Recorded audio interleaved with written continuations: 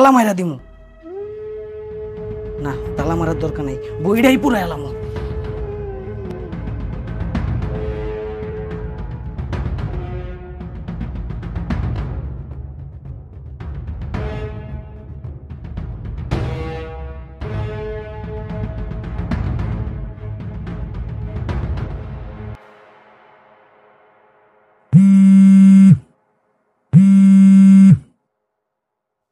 Hello.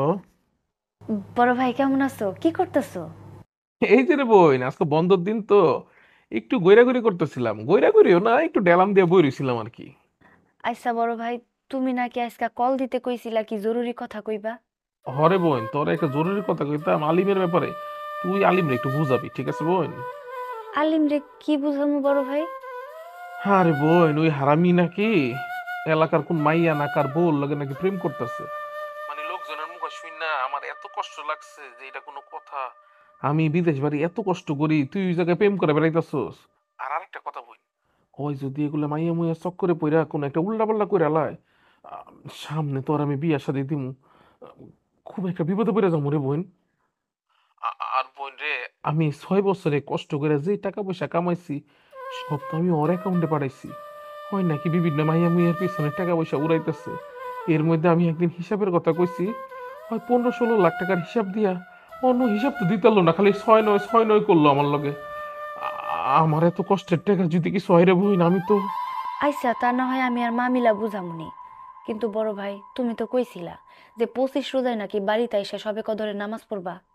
হরে বোন, আমি নজরুল হাবিব আমরা তিনজনই টিকিট কেটে লিছি। আল্লাহ বাঁচাইলে চইলাম ইনশাল্লাহ।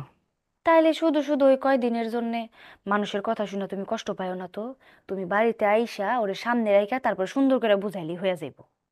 আচ্ছা ঠিক আছে বোন, তুই যখন কইছস তাইলে তোর কথা মতো আমি চুপ করে রইলাম, কিন্তু তুই একটু আরে বুঝাইস বোন। আচ্ছা বড় ভাই, আমি বুঝামুনি। শুনো না, আমি জোহরের নামাজ এখনো পড়ি নাই, আমি তাইলে রাহি। আচ্ছা ঠিক আছে বোন, রাখ তাইলে, হ্যাঁ। আচ্ছা ঠিক আছে বড় ভাই, আমি তাহলে এখন রাহি, ভালো থেকো।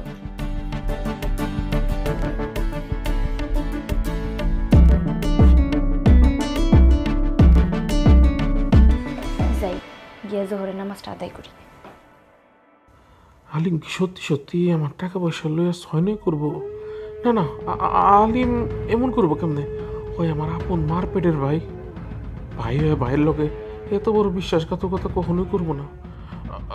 সেই সীমা ঠিকই কইছে, মানুষের কথায় কান দেওয়া একদমই ঠিক হইব না। খালি খালি আমার বাইরের আমি সন্দেহ করতেছি। আল্লাহ ভরসা।